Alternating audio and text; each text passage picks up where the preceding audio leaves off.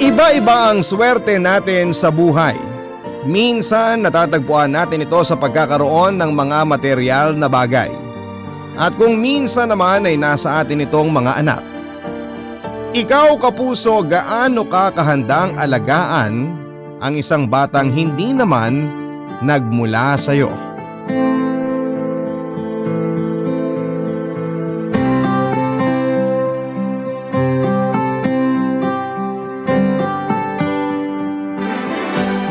Dear Papa Dudut, magandang araw po sa inyo at sa ating mga kabarangay. Ako po si Bettina, 63 years old, taga Laguna, at noong araw ay nagtatrabaho po ako bilang isang lisensyadong midwife. Pero sa kasalukuyan ay nasa bahay na lamang po ako habang nagbabantay sa munti naming tindahan ng mga anak kong sina Joaquin at Janine, kasama ang maliit kong apo sa aking panganay. Kaya nga hindi nyo rin ako masisisi kung marami po talaga akong oras na makinig ng radyo, lalo na nitong pandemic. Na siya namang dahilan para madiskubre ko po ang programa ninyo tuwing tanghalian na Barangay Love Stories. Matapos po noon ay hinimok na nga ako ng anak kong si Janine na ibahagi ang kwento ng buhay ng aming pamilya.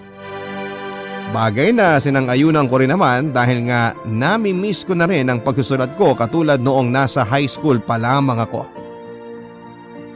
Papa Dudut, meron po akong mister si Marcelito na namatay ng ilang taon matapos makagraduate ang bunso namin. Isa po siyang public school teacher at nagkakilala kami sa outreach ng isang NGO kung saan ay regular kaming nagvo-volunteer. Mabait, magalang at mapagmahal sa mga bata ang namayapa kong sposo. Kaya nga hindi katakataka na kaagad niyang nahuli ang kiliti ko.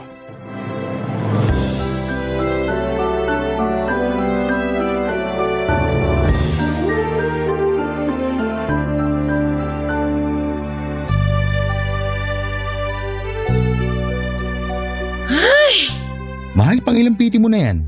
Pangatlo? Pangapat? Pang-apat na. Kaso pare-pareho pa rin ang resulta. Negative. Ano bang sabi ko sa'yo? Di ba ayos lang naman kahit wala pa rin? Paano naging ayos ang lahat? Samantalang ilang beses na rin naman tayong sumubok. Kaso hanggang ngayon, bigo pa rin tayo. Hindi pa rin ako nabubuntis. Hindi pa rin kita nabibigyan ng anak, mahal. Wala namang kaso sa akin kung mabigyan mo ako ng anak o hindi. Pwes, sa akin meron. Malaking bagay na magkaroon tayo ng sariling baby para maging buo na ang pamilya natin. Hindi ka man lang ba nasasabik tungkol sa bagay na yun? Yung co-teachers mo may 2 o higit pang mga anak. Samantalang ikaw, tayo, kahit man lang isa, wala. Nakakainis naman kasing matres to. Ano bang silbi nito kung hindi rin pala kaya magdalang tao?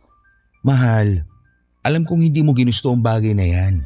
Kaya hindi mo rin dapat sinisisi ang sarili mo. Sinabi mo na sa lahi nyo rin ang hirap sa pagbubuntis, hindi ba?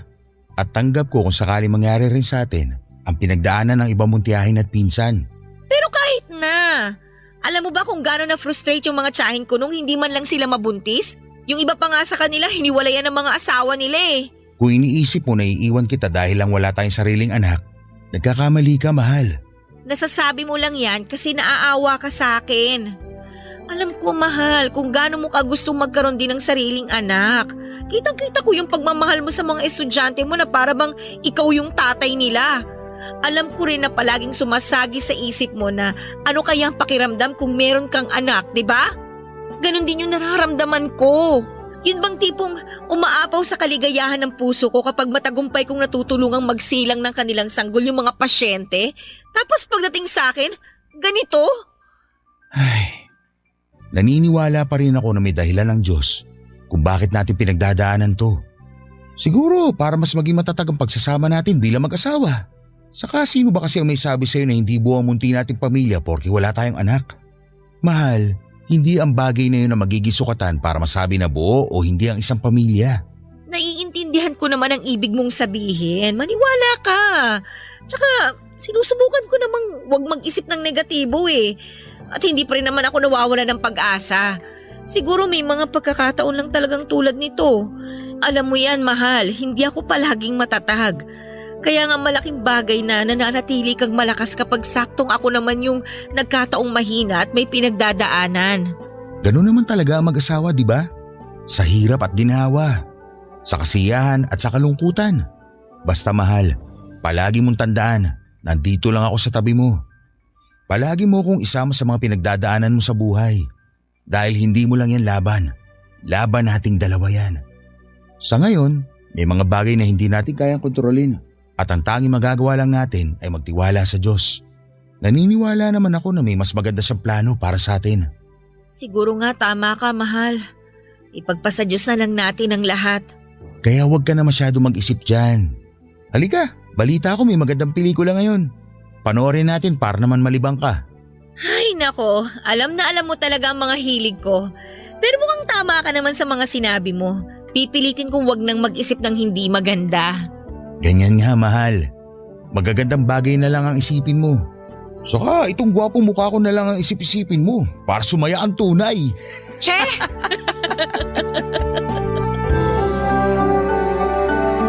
At dahil na isang guro ay isa sa mga katangian ng Mr. Ko na nagustuhan ko sa kanya, noong araw ay ang pagmamahal niya sa mga estudyante niya. Magiliw din siyang tao at malumanay manalita. Kaya nga hindi katakataka na siya ang isa sa mga pinaka-paboritong teacher ng klase niya. Ako naman bilang isang midwife ay saksi ako sa kasiyahang na idudulot ng isang sanggol sa mga magulang nito matapos nga nitong isilang sa mundo. Kaya malaking dagok sa aming mag-asawa ang hindi pagkakaroon ng sarili naming anak. Bilang isang kabataan noon, kinalakhan ko na ang importansya ng pagkakaroon ng anak ng isang mag-asawa. Malimit ko ngang marinig noon na kinakaawaan ng mga matatanda sa amin ang isang babae lalo na kung wala itong kakayahang bigyan ng anak ang asawa niya. Aaminin ko na dumaan po ako sa ganong bagabag, Papa Dudut. At nang malapit na ako mawala ng pag-asa ay saka naman nagkaroon kami ng seryoso at malalim na pag-uusap ni Marcelito tungkol sa pag-aampon.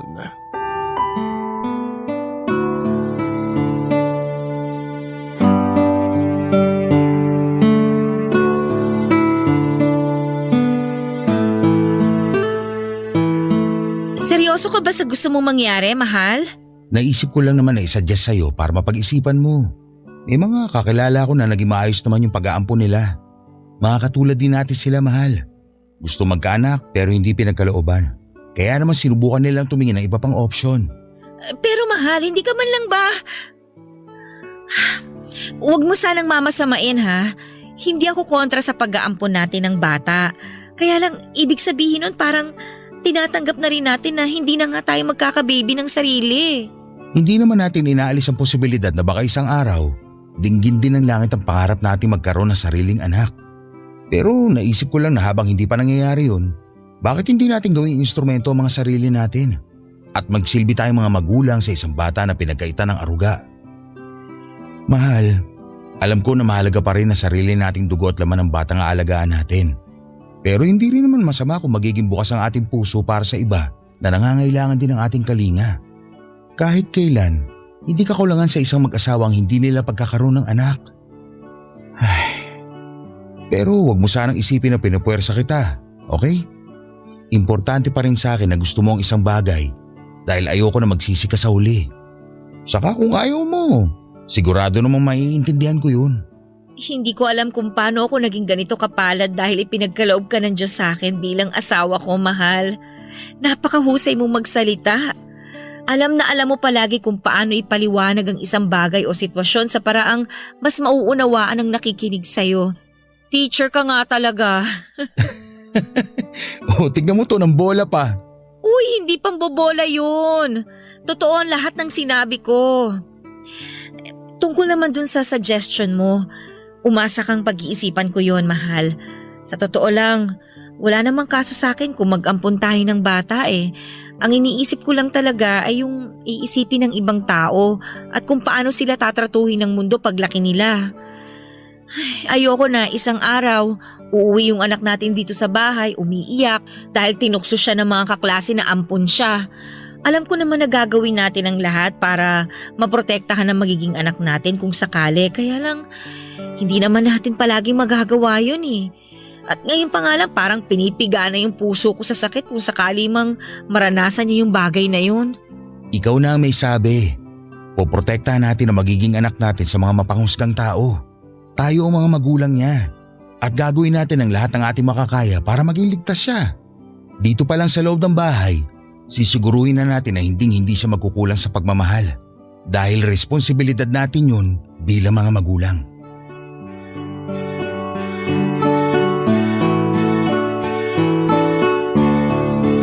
Hindi pa gaanong kamoderno ang panahon namin para matanggap ng karamihan ang konsepto ng pag-aampon, Papa Dudut. Tulad nga ng sinabi ko ay namulat ako sa kapaligiran na parabang isang malubhang karamdaman ang hindi pagkakaroon ng sariling anak. Yun bang nagmula sa iyo at dugo ninyong mismo mag-asawa ang dapat na nananalaytay sa mga ugat nito? Kaya nga aaminin ko na nag-aalinlangan din ako noong una tungkol sa suhestyon ni Marcelito na kung hindi kami biyayaan ng sarili naming anak ay mag-ampon na lamang kami. Maraming bata ang ipinapanganak ng walang kinikilalang magulang at marami ring mga magulang na tulad namin na naghihintay na magkaroon ng anak. Minsan hindi talaga patas ang mundo at hindi kaagad ibinibigay ng langit ang bagay na gusto natin. Kaya nga imbes na magtampo at isipin na galit sa atin ang Diyos, bakit hindi natin subukang yakapin at tanggapin ang ating sitwasyon? Bagay na ginawa nga namin ni Marcelito kaya buong puso at magkasama naming itinuloy ang plano namin na pag-aampon ng bata. Ang mga kwento ng pag-ibig, kwento ng buhay at kwento ng pag-asa. Nasa Spotify na! Barangay Love Stories. Pakinggan kahit kailan, kahit saan. Barangay Love Stories sa Spotify. Kinig na, kabarangay! Merong kakilala at kaibigan si Marcelito sa orphanage na minsan na niyang tinuruan sa Maynila, Papa Dudut. Kaya nga hindi na rin kami nahirapan pang iproseso ang mga papeles na kinakailangan para maging legal ang aming pag-aampon. Hindi nagtagal ay dumating na nga sa aming dalawa ang batang si Joaquin. Hindi namin kilala ang mga magulang niya pero pinangako namin ng mister ko na mamahalin namin siya at ituturing na parang tunay na anak. Malaking bagay ang pagdating ni Joaquin sa buhay namin ni Marcelito dahil tinuruan niya kami kung paano maging isang magulang. Kaya nga hindi na rin po kami noon nagdalawang isip pa na mag-ampun ulit ng isa pang batang babae na pinangalanan naming Janine. Papa Dudut lumaking masunuring bata, mahilig sa libro at sa pagsusulat at mahusay makipagtalastasan ang panganay namin ni Marcelito. Samantalang kinakitaan naman namin ang hilig sa pag-arte, pagtugtog ng piano at galing sa pagkanta ang bunso naming si Janine. Magkasundo rin po silang magkapatid at bibihirang mag-away kahit na noong maliit pa lamang sila. Pero syempre hindi palagi mabuti ang panahon. Nang magkaedad kasi ang mga anak namin ay nagsimula na nilang questionin ang tungkol sa konsepto ng pag-aampon. Dahil nga simulat sa pool ay hindi naman sekreto sa lugar namin na hindi namin sila tunay na mga anak at bilang mga magulang nila. Unti-unti namin itong ipinaliwanag at pinaintindi sa kanila, Papa Dudut.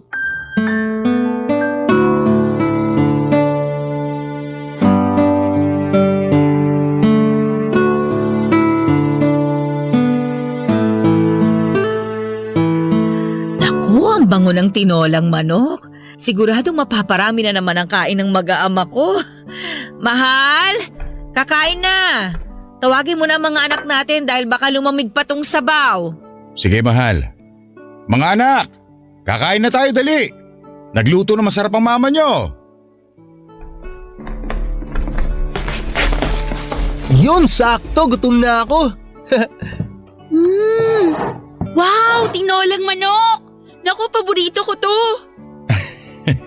Janine, iha, magdadasal muna tayo bago kumain. Alam ko naman po yon, Papa. Ano bang akala mo sa anak natin, mahal? Bata? 17 anyos na kaya yan, baka nakakalimutan mo. Tama po si Mama, Pa. Parang kailan lang, napakaliit mo pang bata. Ngayon matatangkaran mo na ang kuya mo. Papa, yan naman po ang hinding-hindi mangyayari. Bansot po talaga si Janine eh. Sige lang, mang-asar ka lang, Kuya. Pagdating ng araw, makikita mo. O siya, magdadasal muna tayo ha. Panginoon, maraming salamat po sa pagkain na nasa hapag namin ngayon.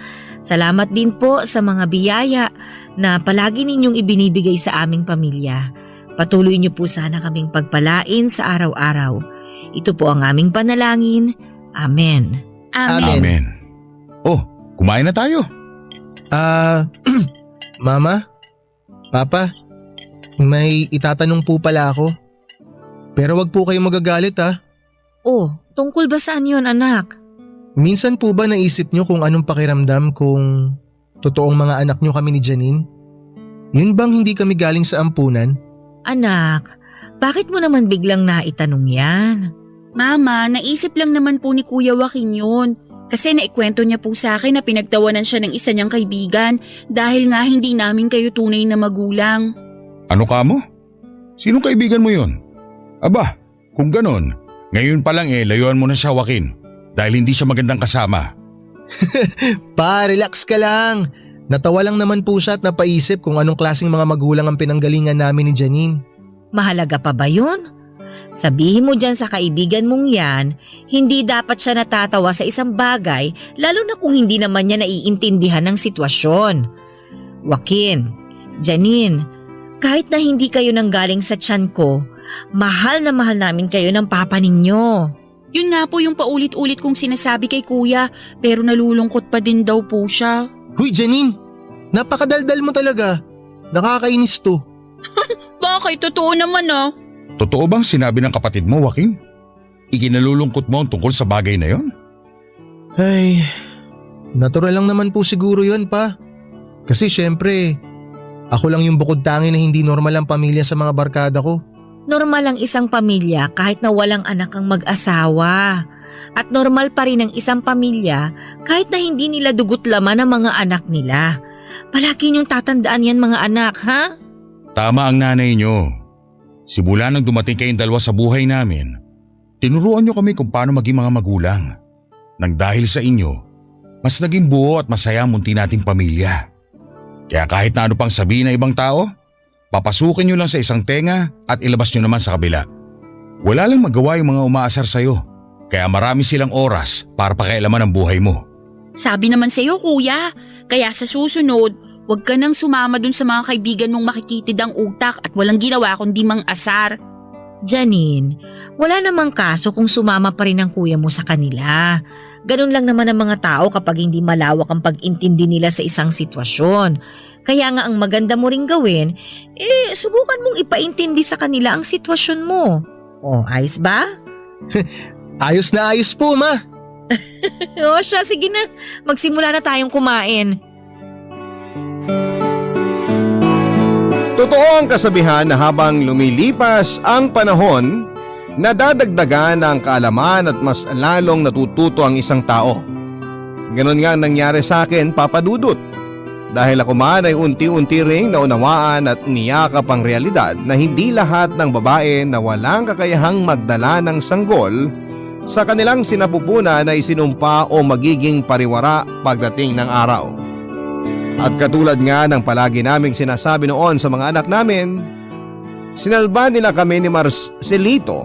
Tinuruan nila kami kung paano maging magulang, kaya hindi malaking bagay o usapin kung nanggaling man sila sa amin o hindi.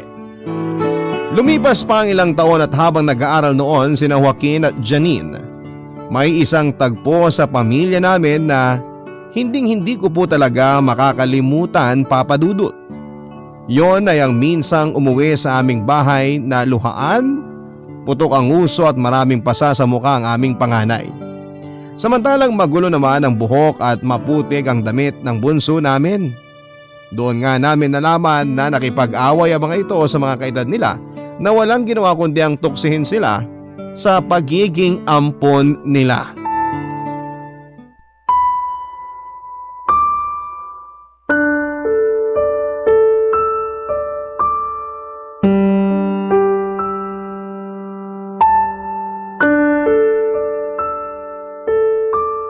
Anong sinabi ko tungkol sa pakikipag-away, Joaquin? Tingnan mo, pumutok tuloy ang uso mo. Lagyan mo nga yan ng yelo para hindi masyado mamaga. At ikaw naman, Janine, bakit ganyan ang itsura mo? Huwag mo sabihin na nakipag-away ka rin katulad ng kuya mo. Ang bihira naman kayo, oo. Ano na lang ang sasabihin ng papa ninyo pagdating niya rito? Ma, sila naman po kasi ang nauna eh. Gumanti lang po kami ni Janine. At dinamay mo pa talaga ang kapatid mo, Joaquin? Nag-iisip ka ba? Wala naman pong masamang nangyari sa akin, Ma. Nasubsob lang ako nung tinulak ako pero nakatayo naman po ako kaagad. Tapos ayun, nasuntok ko sa mukha yung nanulak sa akin. Ano? Sinuntok mo? Hindi ka dapat nananakit ng kapwa mo! Tapos babae ka pa! Ano na lang ang iisipin ng ibang tao sa'yo? Na basagulero ka? Kayo ng kuya Joaquin mo? Ay, Mama, hindi po ba kayo nakikinig kay Kuya? Sila ang nauna. Palagi na lang nila kaming pinagtatawanan kapag dumadaan kami dun sa tapat ng tindahan ni na Aling Sonia. Tapos inaasar nila kami at pinaparinggan na ampon. Pinagpapasensyahan lang namin sila ni Kuya. Isang beses pa nga sinubukan naming makipagkaibigan sa kanila. Kaya lang ang yayabang talaga nila at nagsisiga-sigaan pa. Eh nakakapiko na po kasi sila, Ma eh. Pinagsasalitaan nila kami ng hindi magaganda ni Janine. Kung ano-anong masasamang bagay ang sinasabi nila porque hindi nyo kami tunay na anak ni Papa. Maniwala po kayo sa akin, Ma. Sinubukan po talaga namin silang kaibiganin. Pinakisamahan din namin sila.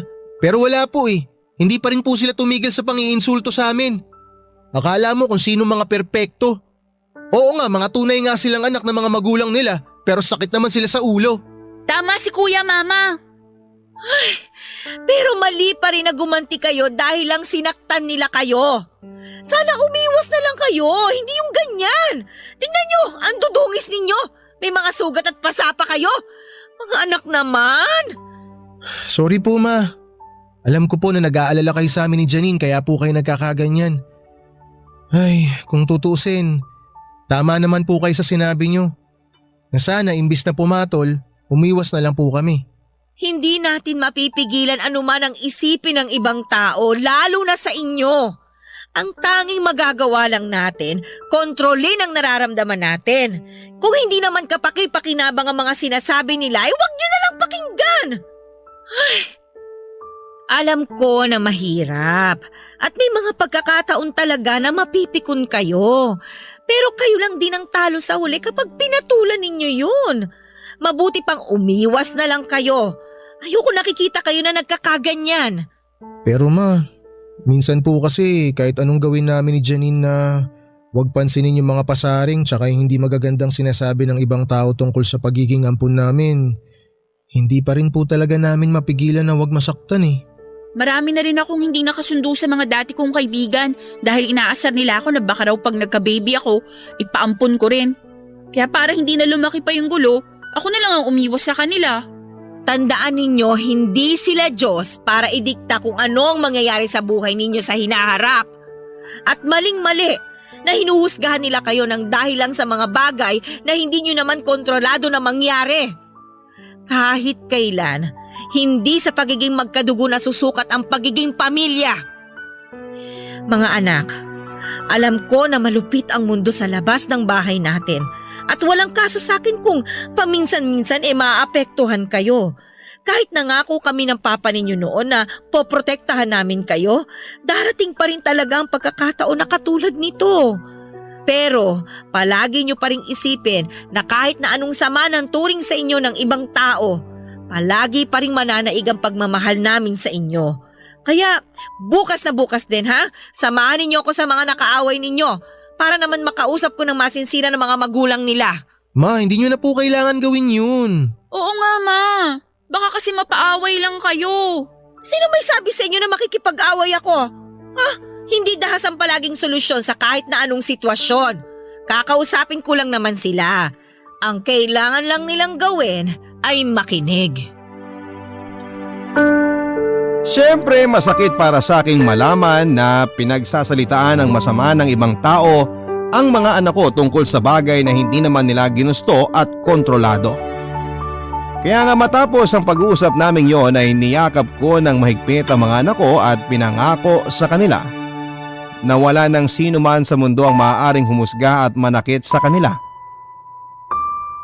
Pero aaminin ko, Papa Dudut, na kahit na anong tatag kong huwag umiyak ng mga panahong yon, ay natagpuan ko rin ang aking sarili na humihikbi sa bisig ng Mr. Kong si Marcelito.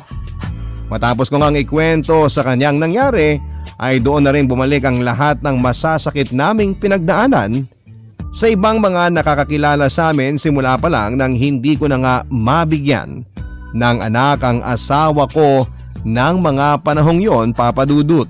Ang mga kwento ng pag-ibig, kwento ng buhay at kwento ng pag-asa. Nasa Spotify na, Barangay Love Stories. Pakinggan kahit kailan, kahit saan. Barangay Love Stories sa Spotify. Kinig na, kabarangay! At dahil nga sa pagbubuklod-buklod ng aming pamilya at namayaning pagmamahalan sa aming sambahayan, dumating din ang araw na hindi na naging malaking bagay sa amin ang usapin tungkol sa hindi namin kadugo ang mga anak namin. Sabi nga nila ay nagpapatuloy ang buhay at ikot ng mundo anuman ang mangyari. At ganoon na nga ang ginawa namin hanggang sa dumating yung araw na nakapagtapos ng pag-aaral si Joaquin. Tulad ng kanyang ama, pagtuturo din ang kursong kinuha ng aming panganay. At kahit na pinaghahandaan pa lamang niya ang pagkuha niya ng lisensya ay sobrang proud na talaga kami sa kanya. Kaya lang ng taon ding yon ay tinamaan ng malaking karamdaman ang aking asawa, Papa Dudut. Nagsimula lang yon sa panghihina niya isang araw at nang dalhin namin siya sa doktor ay nadiskubre naming may sakit na pala siya sa bato. Yun din ang dahilan kung bakit mas maraming araw na nananatili lang si Marcelito sa bahay kesa pumasok sa paaralan para makapagturo.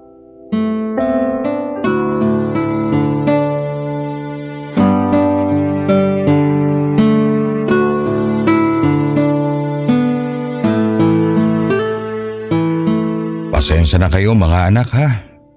Kung hindi siguro ako nagkasakit, wala sana tayong malaking gastusin ngayon. Papa, wag niyo na pong isipin yun. Ang mahalaga po, bumuti ang kalagayan niyo at gumaling kayo ng tuluyan. Tama po si kuya pa. Oh, narinig mo ba ang sinabi ng mga anak mo, mahal? Kaya nga kung ako sa'yo, magpalakas ka. Kumain ka ng masusustansyang pagkain at magpahinga katulad ng bili ng mga doktor sa'yo. Sa totoo lang, nangangalay na nga likod ko sa kakahiga. Namimiss ko na ang pagtuturo. Ilang taon na lang malapit na ako magretiro. Kaso nang dahil sa pagkakasakit ko, baka mapaaga pa yata.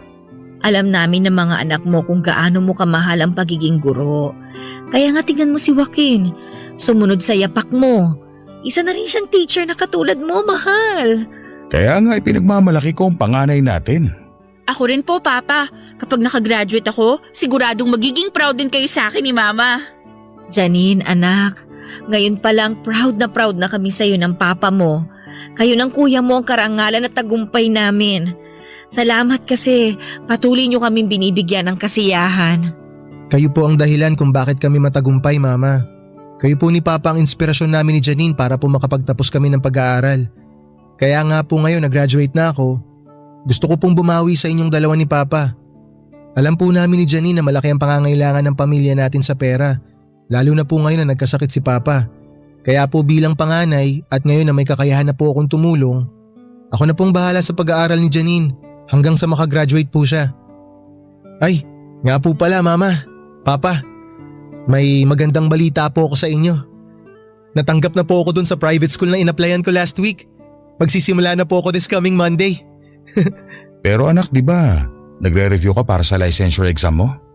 Paano ka makakapag-concentrate niyan kung magtatrabaho ka na? Papa, hindi naman po ko ihinto sa pag-abot ko sa pangarap ko na maging licensed teacher katulad nyo.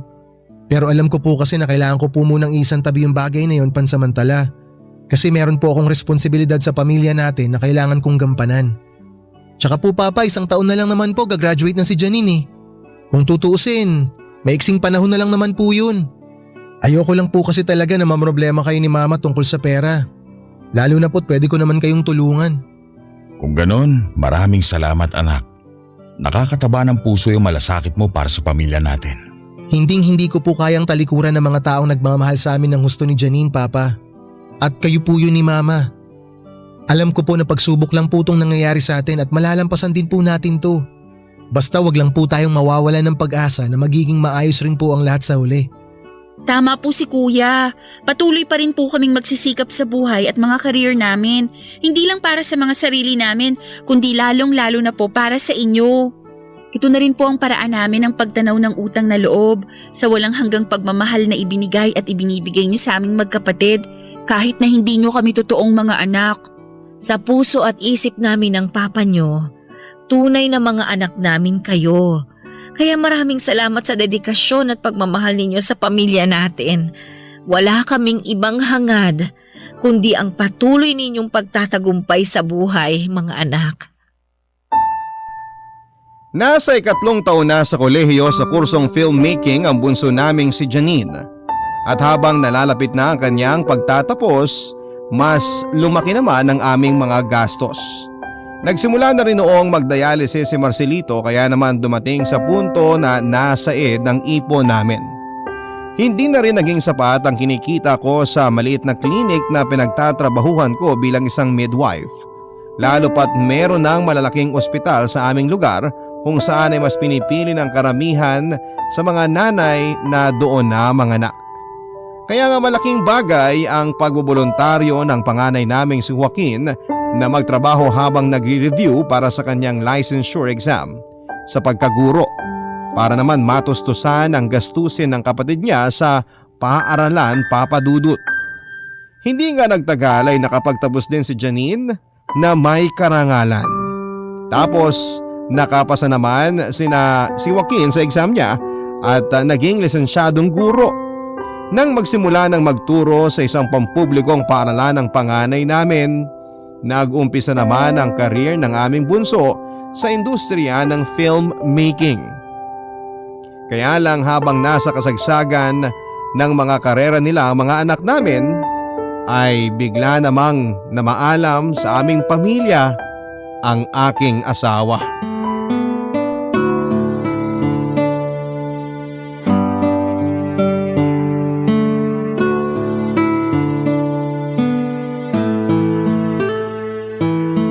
Mga anak, pwede ba nating puntahan ang puntod ng papa ninyo bukas?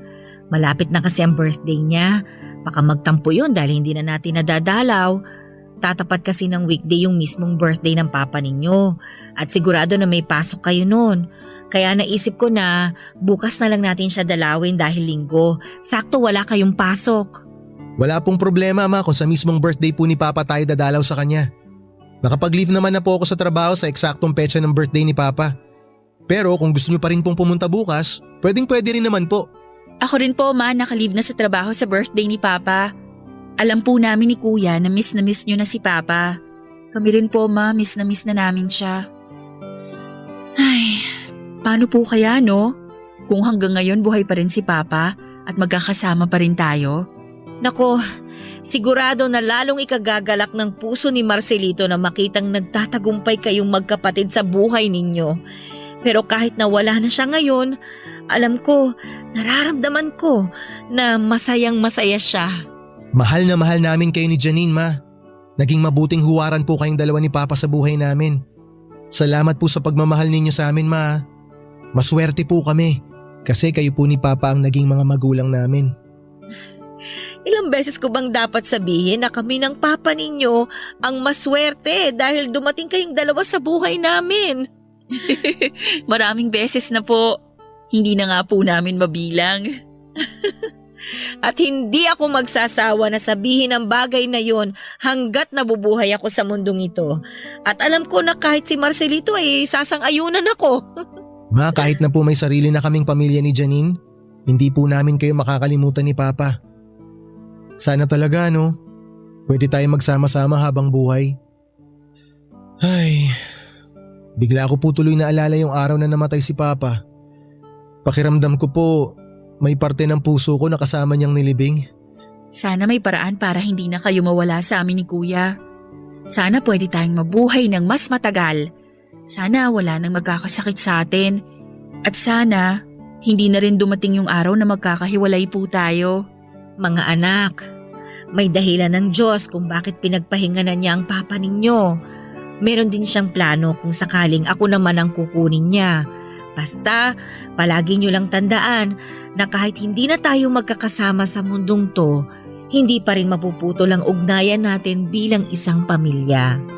Kahit kailan, hindi ko makakalimutan yung araw na dumating kayo sa amin. Simula nun, ipinangako ko na sa may kapal na aalagaan ko kayo, mamahalin at ituturing na tunay na mga anak. Hindi man kayo nang galing sa akin, pinaramdam nyo naman sa akin kung paano maging isang ina. At sapat na ang bagay na yon para mag-umapaw sa labis na kasiyahan ng puso ko. Mahal na mahal ko kayo mga anak. Mas mahal po namin kayo, Ma. Payakap nga po. Nakakamiss naman pong maglambing sa inyo, Ma. Uy, ako rin! Isali niyo ako sa yakapan na yan! Naku, mga anak ko ang lalaki na. Parang nung araw pareho pa kayong bansot.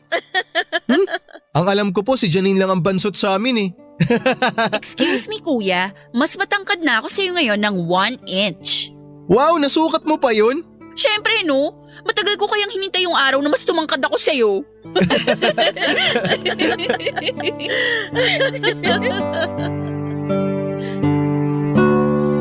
Malakas ang paniniwala ko na kung nasaan man ngayon ang Mr. ko ay masayang-masaya siya sa mga achievements sa buhay ni Joaquin at Janine.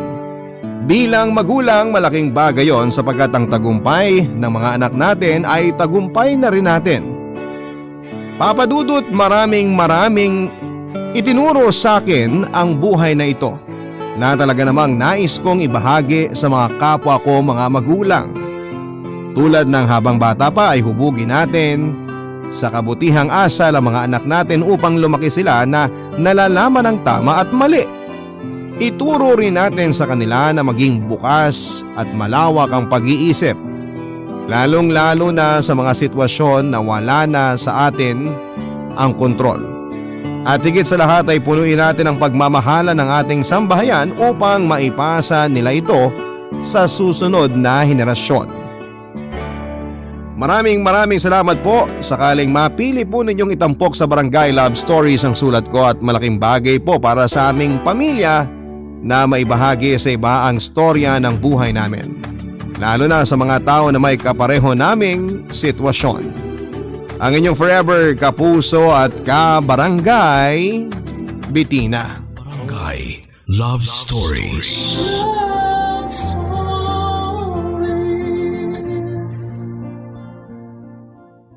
Barangay LS 97.1 Number 1 Forever. Kapag nasaktan tayo ng sobra, ay pwedeng maging dahilan yon para matakot na tayo na muling magtiwala at magmahal. Pilit na makukontento sa buhay na mag-isa kahit nakakaramdam ng pangungulila. Ikaw, kapuso, handa ka bang labanan ang takot sa kabila ng walang kasiguraduhan? Dear Papa Dudut, hi po, just call me Lyra. 34 years old at nagtatrabaho sa isang international finance corporation dito sa Alabang. Hindi na ako mahiling makinig ng music o drama sa radyo dahil may pagka-workaholic po akong tao. Pero na-discover ko itong programa ninyo na Barangay Love Stories nang minsang naabutan ko si Mama na nakikinig ng radyo. At pinag-isipan ko ring mabuti kung dapat ko nga bang ibahagi ang sariling kwento ng buhay ko. Pero bahala na Kung swertehin man na mapili at mabasa itong sulat ko ay sana ay makapag-iwan po ito ng aral sa inyo. Papa Dudut, 4 kaming magkakapatid at ako ang panganay. Mula na maghiwalay ang mga magulang ko noong nasa college ako na ang tumayong breadwinner sa pamilya. Sakitin kasi si mama kaya nang makipaghiwalay siya kay papa ay hindi siya nagkaroon ng chance na makapagtrabaho. Ako ang gumawa ng paraan para mabuhay kami, Papa Dudut. Nagtrabaho po ako habang nag-aaral. Mabuti na nga lang at medyo matalino ako kasi may scholarship ako noong college. At nang makapagtapos ako ay wala akong ibang ginawa kung hindi ang magtrabaho ng magtrabaho hanggang sa ang mga kapatid ko naman ang makapagtapos ng pag-aaral, Papa Dudut.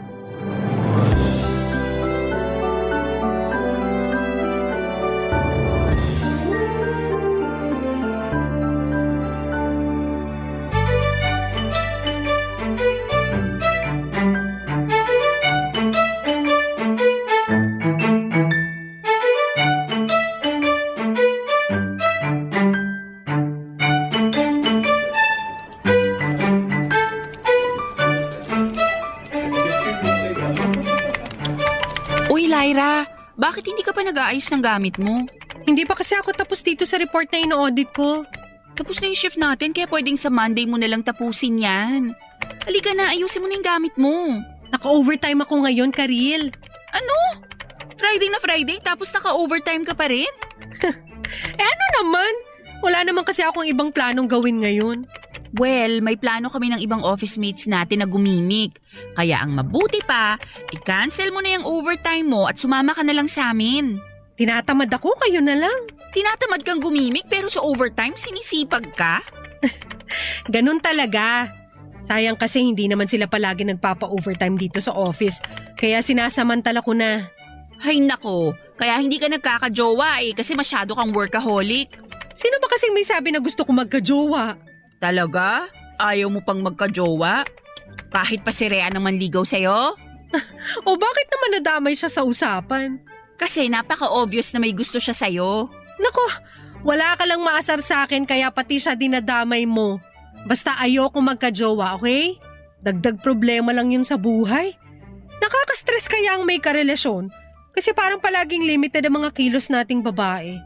Kailangan na i-consult pa natin sa kanila yung mga bagay na gusto nating gawin. Kaya madalas, nakakasakal din sila. Uy, hindi Yung ibang jowa naman, hindi nakaka-stress na karelasyon. Lalo na kapag marunong kayong mag-give and take pagdating sa desisyon.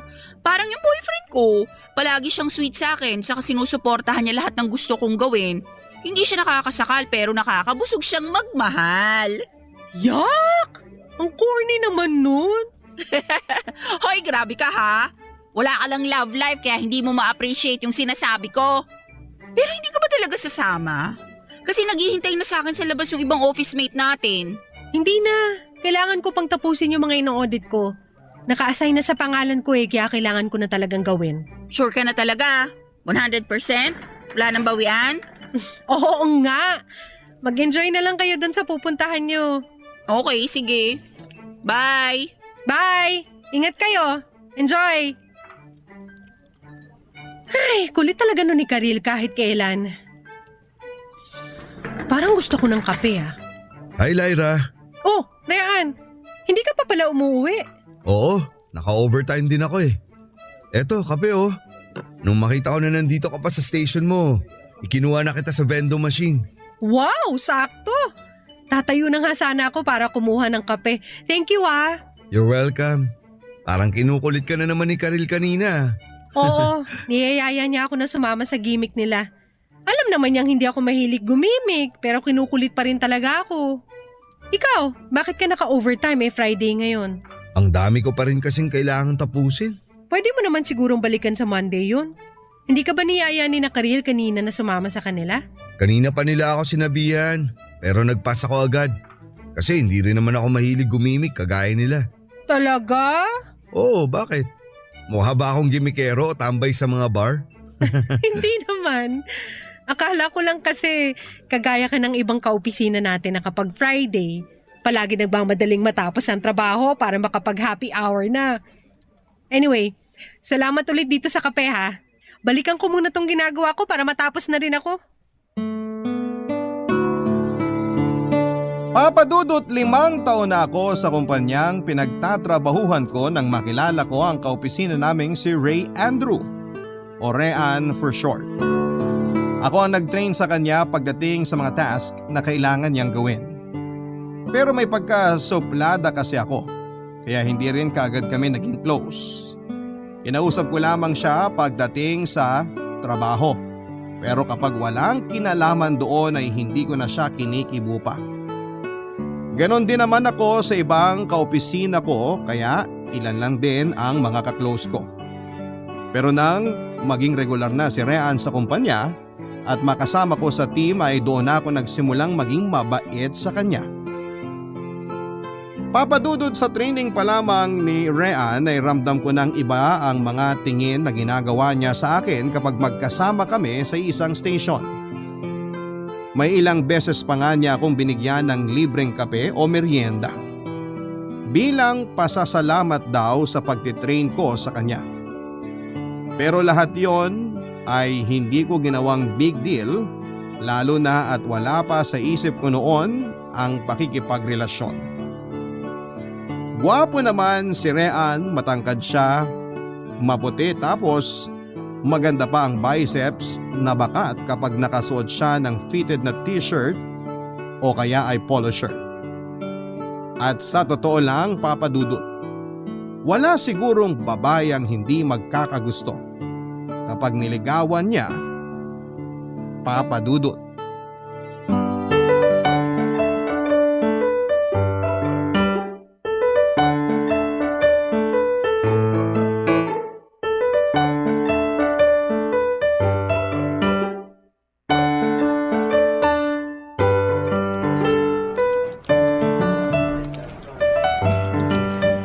Uy, Lyra, anong balita sa'yo? Wala namang bago, ganun pa rin. We, walang bago? Oo nga. Ano pang dapat kong isagot sa tanong mo? Kung kayo na ni Rayan. Saan naman galing yan? Eh di sa ibang kaopisina natin. Pero teka nga, mamaya ka na mag-type dyan. Naka-coffee break ka, di ba? Tapos nagpapaka-busy ka pa rin dyan sa trabaho. Wala naman kasi akong ibang gagawin. Mamaya mo na nga ituloy yan, magpahinga ka naman kahit konti. Hi Lyra, coffee break mo na di ba? Oo, ikaw din ba? Oo, eto nga pala. Kinuha kita ng kape sa kamamon. Lapag ko na sa mesa mo ha. Uy, grabe, thank you. Palagi ka na lang may pamerienda sa akin. Alam ko kasi na hindi ka naman aalis dito sa station mo kahit coffee break mo eh. Isa lang ba yung dala mo, Rayan? Oo, pasensya na. Hindi ko kasi alam na nandito ka sa station ni Lyra. Gusto mo ba ikuha rin kita sa vending machine? Ay naku, hindi na. Nakakahiya naman kung babalik ka pa sa pantry para ikuha ako ng merienda. Eh hindi mo naman ako girlfriend. Uy, Karil! Ano ba yung sinasabi mo? Ay, sorry. Hindi pa ba kayo magjowa? Akala ko kasi kayo na. Nako, hindi pa. Hindi pa. So malapit na. Karil, puro kalokohan na naman yan lumalabas sa bibig mo. Hindi naman kalokohan yun. Nagtatanong lang ako kasi curious nga. Balik na muna siguro ako sa station ko, Lyra. May gagawin pa rin kasi ako eh. O sige, thank you ulit dito sa merienda. Wala yun. Sige, balik na muna ako sa station ko ha. Bye Lyra. Bye! Sige Karil. See you! So ano? Naliligaw na nga si Rayan? Bet mo na? Mahal mo na? Grabe, lakas makatituboy ng mga tanong mo ah. Sabi ko nga kanina, curious lang ako. Kaya sana sagutin mo na ng diretso para hindi ka na masyadong pinagchichismisan dito sa office natin. Hindi ko boyfriend si Rayan, okay? Pero nanliligaw na siya. Hindi? Eh bakit parang hindi ka naman sigurado? Ewan ko. May mga sweet gesture kasi siya na hindi ko alam kung bibigyan ko na ba ng meaning o ano. Kung kami nga ng mga kaopisina yung dalawa, binibigyan na ng ibig sabihin ng mga ginagawa ni Rayan eh. Siyempre dapat ikaw rin. Girl, trainee pa lang yung si Rean, alam na ng lahat dito na may crush siya sa'yo. Ang tanong dyan, kapag ba nanligaw na siya sa'yo, may pag-asa ba? O bakit natameme ka na dyan? Hindi ko rin kasi alam ang isasagot ko. Oo, hindi lang naman, napakasimple. Saka Lyra, wala na sa kalendaryong edad mo. Hihintayin mo pa bang bumingo card ka bago ka pumasok sa isang relasyon? Ay, ewan ko. Ano ba kasing pumipigil sa'yo? Yung totoo, kwento mo na sa akin para naman mag-gets kita. Natatakot lang kasi ako. Natatakot ka saan? Natatakot akong pumasok sa relasyon. Tapos magaya lang din ako kay mama na ilang beses hinayaan ang sarili niyang masaktan nang dahil lang sa pagmamahal niya kay papa noon. Natatakot akong magmahal at masaktan lang sa huli. Kaya hanggat pwede pinipigilan kong sarili ko. Alam mo, parte ng buhay ang masaktan. Kaya dapat ano man ang mangyari, handa kang sumaya o mabigo. Kasi ang mahalaga naman doon, sinubukan mo at wala kang pinalampas. Habang tumatagal, Papa Dudut, ay mas nararamdaman ko yung mga ginagawang espesyal ni Rean para sa akin. Lalo na nga nang medyo maging close na kaming dalawa, Papa Dudut. Mas napapadalas ang pagbibigay niya ng kape sa akin, lalo na at alam niyang mahilig ako sa kape. Hinihintay niya rin ako na mag-break time para sabay na kaming kumain. Kaya naman madalas kaming tuksuhin ng mga katrabaho namin. Dahil sa mga simple sweet gesture niya, ay doon ako unti-unting nagkagusto kay Rean, Papa Dudut. Pero pinigilan ko ang nararamdaman ko na yon dahil takot po akong pumasok sa isang relasyon. Takot ako na magtiwala at magmahal ng lalaki. Tapos magagaya lamang ako sa mama ko na ilang beses sinaktan ni Papa. Battered wife kasi si Mama. Saksi ako kung paano siya murahin at saktan ni Papa physically, lalo na kapag nakakainom po ito ng alak. Kung hindi pa mao-ospital si Mama ay hindi siya tuluyang makikipaghiwalay kay Papa. Dahil ako ang panganay, ako ang nakasaksi sa lahat, Papa Dudut. At nadala ko ang takot na magtiwala sa mga lalaki hanggang tumanda na nga ako, Papa Dudut. Barangay Love Stories. Barangay Love Stories. Minsan nagkasakit ako at ilang araw na hindi nakapasok, Papa Dudut. Dinalaw ako ni Rean sa bahay na may dalang mga prutas. Doon siya nakilala ni Mama at nakakwentuhan. Doon na nga rin siya nag-dinner at nang makaalis siya ng bahay ay kinausap ako ni Mama tungkol kay Rean. Tinanong niya kung nanliligaw daw ba ito sa akin at sinabi ko naman na hindi. Mabait daw na lalaki si Rean at kahit saglit lang silang nagkausap ay naramdaman niya raw ang sincerity nito. Sinabi ko na wala pa sa isipan ko ang pakikipagrelasyon at tinanong ni Mama kung si Papa raw ba ang kadahilanan. Kung yung takot ko raw ba dahil sa nasaksihan ko na relasyon at pagsasama nila ang pumipigil sa akin na magtiwala at magmahal. Hindi kaagad ako nakasagot pero sa huli inamin ko na oo, yon ang dahilan. Pinayuhan ako ni Mama na sana'y huwag ko nang dalhin ang takot na yon, Papa Dudut. Lalo na at nagkaayos na sila ni Papa. Hindi man sila nagkabalikan ay nagkaroon naman daw sila ng maayos na closure. Napatawad na ni Mama si Papa. Kaya sana raw ay maging ganun din ako, Papa Dudut. May mga oras naman na nagkikita kami ni Papa ilang taon pagkatapos nilang maghiwalay ni Mama. Dinadalaw niya kami sa bahay ng mga kapatid ko pero hindi na ako naging close pa sa kanya. Iba kasi ang takot na iniwan niya sa akin, Papa Dudut. Naging civil na lamang ang pakikitungo ko sa kanya. Nang lumalim pa ang friendship namin ni Rean at nauwi na nga sa panliligaw niya ay nakwento ko na rin sa kanya ang tungkol sa trauma ko sa pagsasama ng mga magulang ko. At nangako siya na kahit kailan ay hindi mauuwi sa ganon ang magiging relasyon namin kung magkataon, Papa Dudut.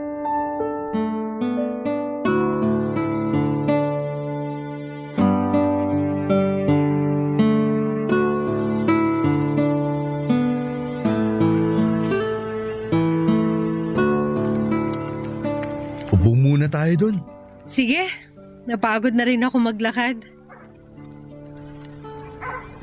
Dito tayo para hindi masyadong mainit. Ay, nakaupo rin. Napagod ka ba? Medyo, pero nag-enjoy naman ako sa mga ginawa natin. Yung pagrenta natin ng bike kanina para makapag-ikot dito sa oval, pagdaan sa simbahan, pagkain ng ihaw hanggang sa paglalakad natin papunta dito sa park habang inuubos tong cotton candy na binili natin. Nakakatuwa nga eh. Para akong bumalik sa pagkabata ko. Ikaw naman kasi, puro ka trabaho. Yun lang kasi ang alam kong gawin mula no maging breadwinner ako ng pamilya namin. Pero di ba tapos na rin namang mag-aral yung mga kapatid mo? Oo, yung sumunod nga sa akin may asawa at isang anak na. Buti hindi ka kinukulit sa inyo na alam mo na, mag-asawa, ganun. Palagi nila akong kinukulit, lalo na kapag may family gathering kami. Sa side kasi ni Mama, ako yung pinakapanganay na apo. Kaya palagi akong hinahanapan ng boyfriend kapag nakikita ako ni Lola. Pareho pala tayo. Kasi palagi rin ako tinutokso kapag may family gathering kami. Ang tagal ko na raw kasing walang pinapakilala na girlfriend sa kanila. At excited na raw sila sa magiging apo nila sa akin. Wala pa nga akong asawa tapos hahanapan kaagad ako ng apo. Ganun talagang matatanda. Gusto nila makita na magiging apo nila habang malakas pa sila. Lyra, may tanong lang ako. Ano yun? Nararamdaman mo ba na gusto kita? Nasamit naman ako dito sa cotton candy na kinakain ko. Buti na lang mabilis matunaw sa bibig. Naku, sorry. Nabigla ba kita? Etong buko juice oh. Sige, akin na. Salamat. Ano nga ulit yung tanong mo? Kung nararamdaman mo na gusto kita. Oo. Kasi hindi mo naman siguro ako yayayain na lumabas tayo kung hindi mo ako gusto. So, ibig sabihin ba ng pagsama mo sa akin ngayon, gusto mo rin ako? Uy, grabe. Masyadong assuming ah. Hindi ba pwedeng gusto ko lang ding lumabas at mag-enjoy kasi matagal-tagal ko na rin hindi nagagawa to? Nagbibiro lang naman ako. Pero thank you kasi binigyan mo ako ng time ngayon. Kahit alam ko na hindi ka mahilig mamasyal, nandito ka. Sinamahan mo ako. Masaya ka rin namang kasama at kausap. Pero hindi ibig sabihin nun may gusto na ako sa'yo ah. Alam ko, hindi rin naman ako nagmamadali. Gusto ko rin na mas makilala natin ang isa't isa para maramdaman mo na seryoso ako sa'yo. Lyra, hindi to pambobola ha. Unang beses pa lang kita makita. Kahit sinusupladahan mo ako nun. Alam ko na gusto na kita. Rean, sa totoo lang, hindi ko alam ang isasagot ko sa'yo. Siguro kasi bago sa akin lahat to eh. Nakwento ko naman na dati na hindi pa ako nagkaka-boyfriend. Kaya hindi ko alam kung hanggang kailan ka maghihintay para maging handa ako. Okay lang, naiintindihan ko. Basta ang mahalaga, gagawin ko lahat para mapatunayan sa'yo at sa mga taong nakapaligid sa'yo na seryoso talaga ako sa nararamdaman ko para sa'yo, Lyra. Papa Dudut, habang mas nakikilala ko si Rean ay mas nararamdaman ko ang sincerity niya. Hindi lang kasi ako ang niligawan niya kung hindi pati na ang buong pamilya ko. Kapag walang pasok sa trabaho ay pumupunta siya sa bahay para makipagkwentuhan kay mama o makipagbanding sa mga kapatid ko. Madalas din na may dala na siyang pagkain o sa mismong kusina namin siya nagluluto. Tuwang-tuwa nga si mama kasi nakakapag-bonding sila sa kusina. At natutuwa rin ako na makita kung paano siya naging close sa pamilya ko. Kaya naman tuluyan nang nahulog ang loob ko sa kanya. Papa Dudut, sinagot ko ang panliligaw ni Rean noong magkasama kami sa isang park. May dala akong 2 cupcake at binigay ko sa kanya para buksan niya. Nakasulat sa icing ng 2 cupcake ang tigisang letrang O, na kapag pinagdikit ay mabubuo ang salitang Oo. Grabe ang tuwa niya noon at halos magsisigaw siyang naluluha sa park na yon. Kung hindi ko pa siya natatawang sinaway ay hindi siya hihinto sa ginagawa niya. Sa mga sumunod na linggo at buwan ay pinakita ni Rehan sa akin kung gaano niya ako kamahal, Papa Dudut. Mas naging sweet pa siya at may effort. Ang tuwan-tuwa rin si Mama nang malaman niya na sa wakas ay sinagot ko na si Rehan. Kaya lang ay na-force to resign si Rehan sa kumpanya namin dahil may nakaaway siya na kaopisina namin. Medyo malayo ang kumpanyang nilipatan niya kaya naging bihira na sa isang linggo ang pagkikita naming dalawa, Papa Dudut.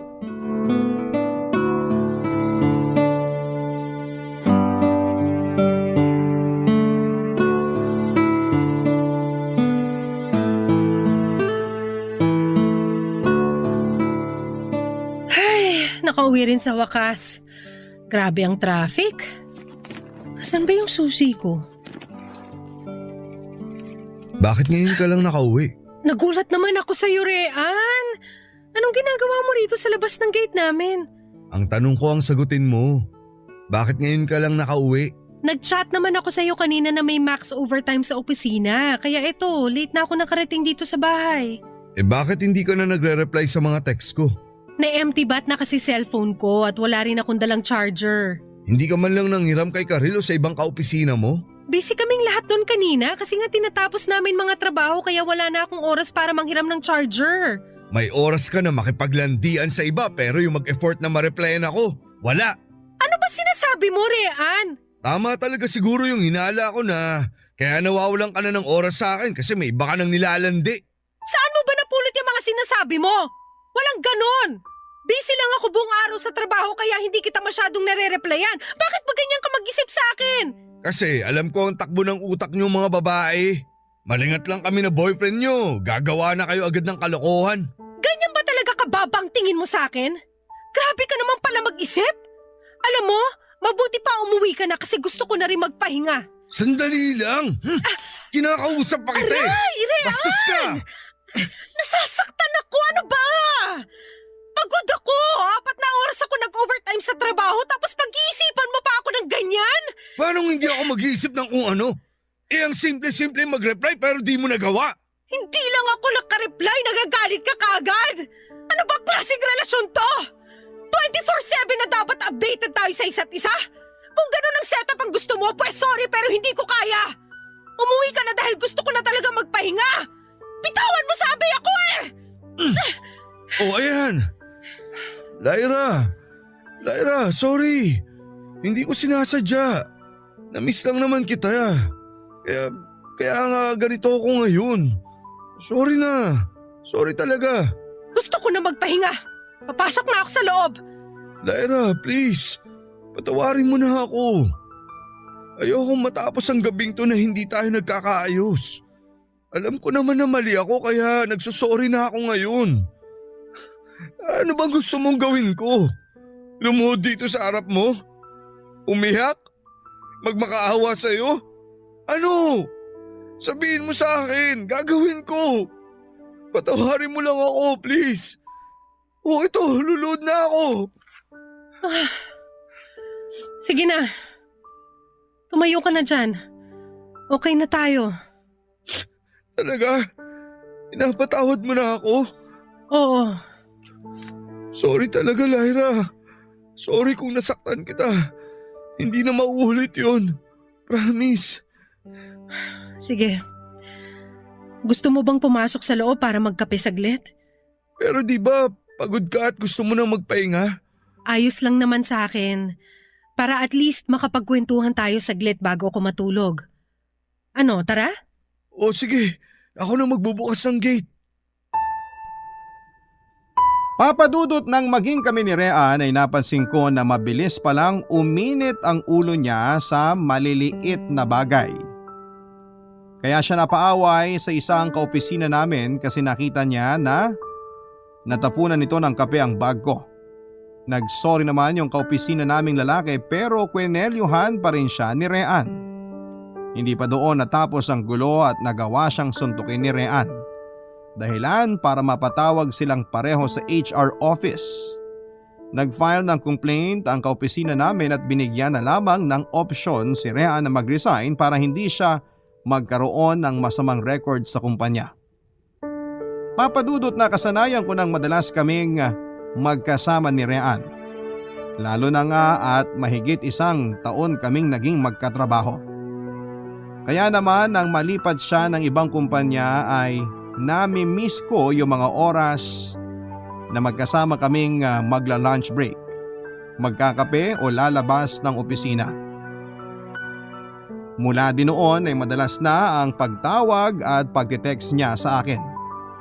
Kaya lang papadudot kapag hindi ako nakakapag-reply kaagad ay naiinis siya at mainit na kaagad ang ulo niya.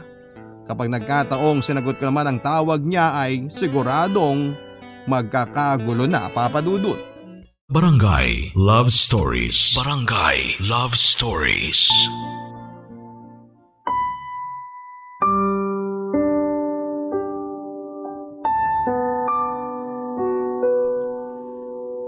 Papadudot napansin ko ang biglaang pagbabago ng ugali ni Rean habang tumatagal. Sanay ako na palagi siyang malambing at kalmado kapag kasama ko o kausap sa cellphone.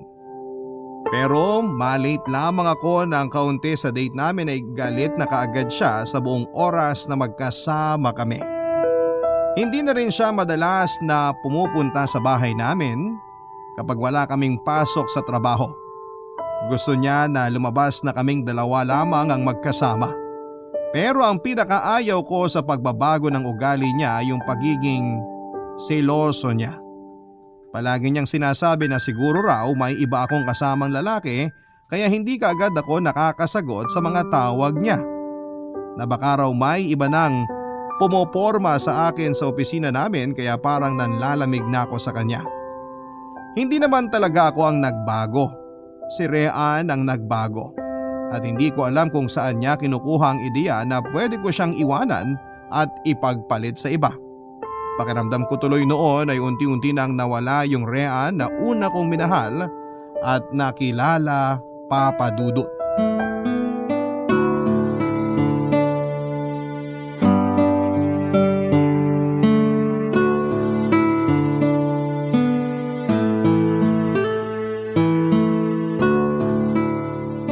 Tapos ka na mag-lunch? Oo, nandito na ako sa station ko. Ano nang ginagawa mo ngayon? Nakaupo lang habang kausap ka. Hindi nakabukas Facebook mo sa computer mo? Hindi kasi alam mo naman na bawal yun dito sa opisina. Marami namang gumagawa nun kahit alam nilang bawal eh. Hindi ako ganon at alam mo yun. Kapag bawal dito sa opisina, hindi ko talaga ginagawa. Okay, fine. Huwag ka na magalit. Nagtatanong lang naman ako. Alam ko naman kasi kung saan papunta yung tinatanong mo.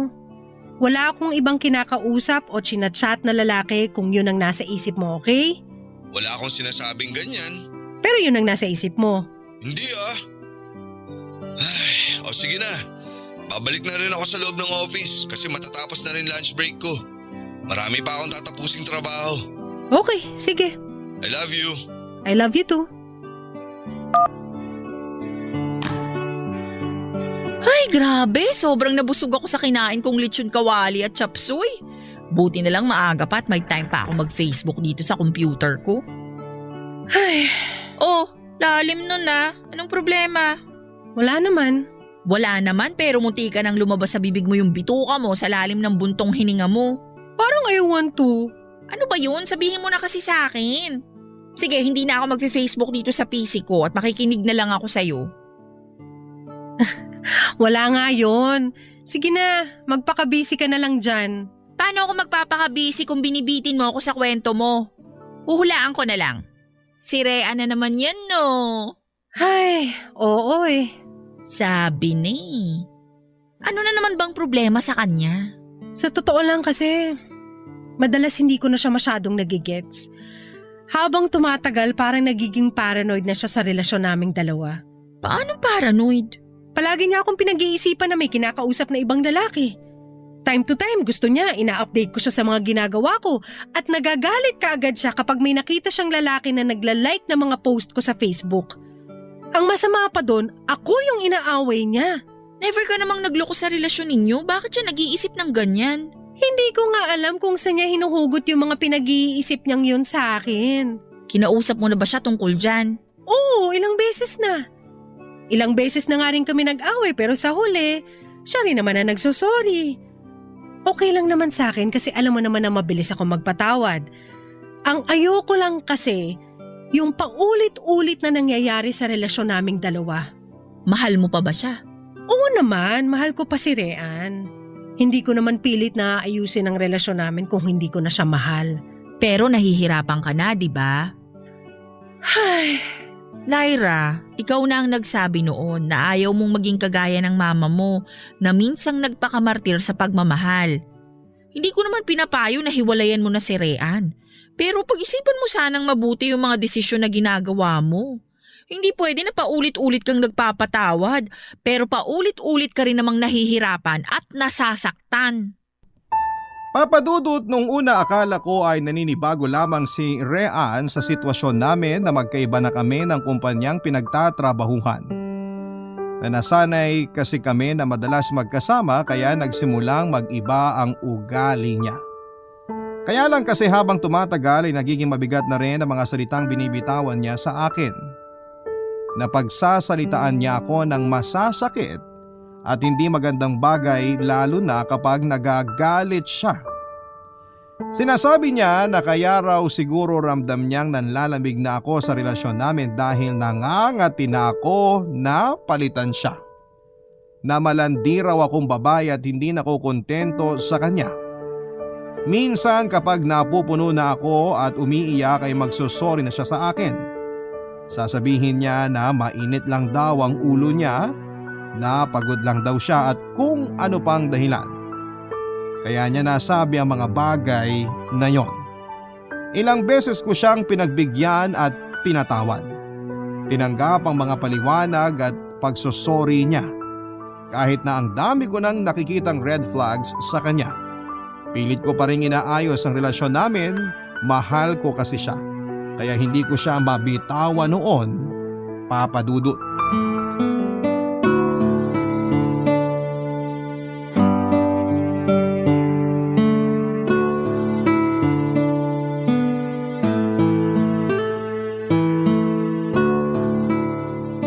Kumusta na ang pakiramdam mo? mas okay na kaysa kahapon. Mabuti naman, kasi nag-alala ako sa ilang araw na hindi mo pagpasok sa trabaho. Akala ko nga COVID na. Buti na lang nag-negative ang antigen test ko nung isang araw. Ikaw naman kasi masyado kang babad sa trabaho eh. Ang dami rin kasi nating overtime nito mga nakaraang linggo. Tambak ang mga report na kailangang i-audit. Pero pwede ka namang mag-pass muna sa overtime, lalo na kapag alam mong pagod at puyat ka na. O kapag pinaparamdam na sa'yo ng katawan mo na hindi mo na kaya. Nahihiya kasi ako kapag mandatory yung overtime, lalo na tenured quality analyst ako. Ayan tayo eh, nahihiya ka sa mga boss pero sa katawan mo hindi. Konting pahinga lang naman ang kailangan ko. Baka sa Monday makapasok na ako sa opisina. Basta wag mong pipilitin na pumasok kung hindi mo pa kaya, okay? Baka mamaya ikaw ang bawian ng katawan mo. Oo, salamat sa paalala, Karil. Teka lang, may kumakatok sa pinto. Buti andyan ka lang sa sala nakahiga. Oo nga eh, buti narinig ko. Titingnan ko lang kung sino ha. Okay, maglilinis na lang din muna ako ng kwarto. Bye! Bye!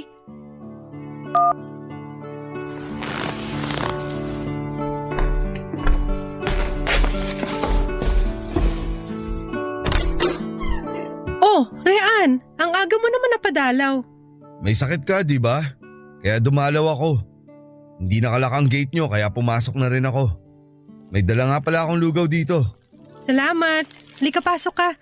Doon tayo sa dining table para malagay ko sa mangkok yung dala mong lugaw. Mas okay na ang pakiramdam ko ngayon. Hindi to COVID.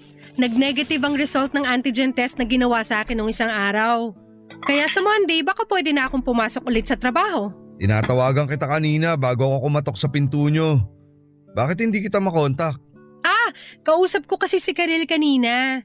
Siya yung sumalo ng mga report na kailangan ko i-audit sa opisina. Nangumusta lang. Tapos sinabi niya rin sa akin na, Si Karil ba talaga ang kausap mo, yung bago mo? Rean! Nasasaktan ako, bitiwan mong braso ko! Sabihin mo sa akin ang totoo. Sinong kausap mo kanina? Si Karil nga! Huwag ka na magsinungaling sa akin. Sino ba talagang kausap mo? Sabihin mo na! Hindi ako nagsisinungaling sa'yo. Bakit ko naman gagawin yun? Kasi alam ko nakatingkati ka nang ipagpalit ako sa ibang lalaki. Rean! Ayan ka na naman! Wala nga akong ibang lalaki kaya bitawan mo ng braso ko kasi nasasaktan na talaga ako. Umamin ka na, Lyra. May kausap kang ibang lalaki sa cellphone kanina kaya nung tumawag ako, busy ang line mo.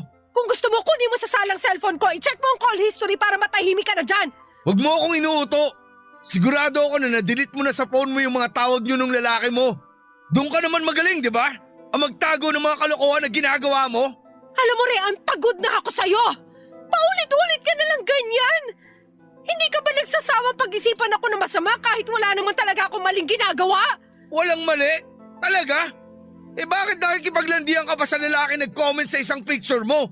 Nag-thank you lang ako kasi binati niya ako nung birthday ko. Napakakitid talaga ng utak mo. Tsaka binlock ko na yung dating kaklase ko na yun, di ba? Kasi pinablock mo na siya sa akin. O tapos ngayon, ano bang gusto mong gawin ko, ha? I-block lahat ng mga kaibigan ko sa Facebook? Huwag na ako mag-social media? Ikaw na lang ang kausapin ko kada minuto ng buhay ko? Rhea, nakakasakal ka na! Alam mo ba yon? Nakakasakal ka na! Papa Dudut, napansin din ni Mama noon ang pagbabago ni Rean. Dati kasi kapag pumupunta ito sa bahay ay palagi nagtatagal si Rean, lalo na kapag nagkwekwentuhan sila. Pero sa ilang buwan na lumipas ay halos pagbati na lang ang ginagawa nito sa kanila ng mga kapatid ko. Hindi na gusto ni Rean ang nagtatagal sa bahay namin. Minsan din ay nakita ni Mama na nagtatalo kami ni Rean sa may gate. Yun ang time na pinuntahan niya ako sa bahay para awayin. Dahil nagsiselo siya sa dati kong kaklaseng lalaki na nag-comment sa picture ko sa Facebook. Nag-thank you lang ako pagkatapos niya akong batiin ng happy birthday. Pero sinabi kaagad ni Rean na nakipaglandian ako sa lalaki na yon. Dumating pa sa point na gusto niyang i-block ko na ang lalaki hanggang sa bigla na lamang niya akong sinigawan. Doon na lumabas ng bahay si Mama para itanong kung bakit nag-aaway kaming dalawa. Nag-deny naman ako at sumagot na wala kaming problema, Papa Dudut. Nang makalis si Rean pagkatapos naming magkaayos ay kinausap ako ni Mama at kinumusta ang relasyon naming dalawa. Nagsinungaling ako at sinabing ayos lang ang lahat. Ang sabi ni Mama, sana raw ay matuto akong bumitaw kapag ramdam ko na masyado ng mabigat ang mga nangyayari.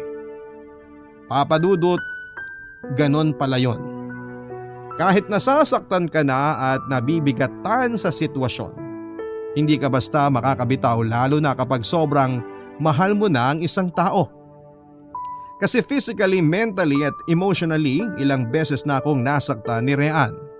May mga oras na nakakaladkad niya ako kapag nagagalit siya, minumura ako sa tawag at mini-message ng masasakit na mga salita. Pero lahat yon ay tiniis ko kasi mahal ko siya. At umasa ako na magiging maayos pa rin ang lahat. Pero may mga bagay talaga na dapat sa umpisa pa lamang ay binibitawan na natin. Papa Dudut, na uwi sa pisikal na sakitan ng pag-aaway namin ni Rhea ng araw na yon. Naalala ko pa na sinabi ko sa kanyang nakikipaghiwalay na ako dahil pagod na ako sa ugali niya. Tinalikuran ko na siya pero bigla niyang hinablot ang buhok ko kasunod ang malakas na sampal na nagpadilim sa paningin ko. Nagising na lamang ako na nasa ospital na ako at masakit ang ulo ko. Nasa tabi ko noon si Mama na halos maiyak nang makitang gising na ako. Nawalan pala ako ng malay matapos akong masampal ng malakas ni Rean. Sa sobrang lakas ng puwersa ng sampal niya ay tumama ang ulo ko sa pader. Si Rean Pangaraw ang nagdala sa akin sa ospital nang makita nitong dumugo ang ulo ko. Kaagad niya ring tinawagan sina Mama para puntahan ako. Naging maayos naman kaagad ang kalagayan ko at nakalabas ng ospital. Nang makauwi ako sa bahay, nasa labas si Rean umiiyak habang humihingi ng tawad sa akin, Papa Dudut. Kinausap ko siya ng maayos kahit gusto na siyang paalisin ni na Mama. Sinabi ko kay Rean na kaya ko siyang patawarin pero sa pagkakataon na yon, kailangan niya na akong palayain. Ilang beses pa siyang nagmakaawa, umiyak at humingi ng isang pagkakataon para sa relasyon namin. Pero ayoko na. Pagod na ako. Pagod na akong makita ang sitwasyon na kinasadlakan ni Mama noon sa sarili ko habang magkarelasyon kami ni Rean. Kaya ako naman ang nakiusap sa kanya, nakiusap na palayain na niya ako. Sa huli, Papa Dudut, ay nagkaroon kami ng maayos na closure ni Rean at natanggap niya rin ang pakikipaghiwalay ko sa kanya. Ang sabi ko noon ay ayokong maging kagaya ni Mama. Pero kapag talagang nandun ka na sa sitwasyon na yon ay mabubulag ka na lamang at mamamanhid sa sakit dahil sa pagmamahal na nararamdaman mo. Pero okay na rin yon, ang mahalaga ngayon, mas natuto na akong ingatan, piliin at mas pahalagahan ang sarili ko. Maraming salamat po sa oras para mabasa itong sulat ko, Papa Dudut. Ang inyong forever kapuso at kabarangay, Lyra. Nagustuhan ng iyong napakinggan? Ituloy yan via live stream sa www.gmanetwork.com/radio. Barangay LS 97.1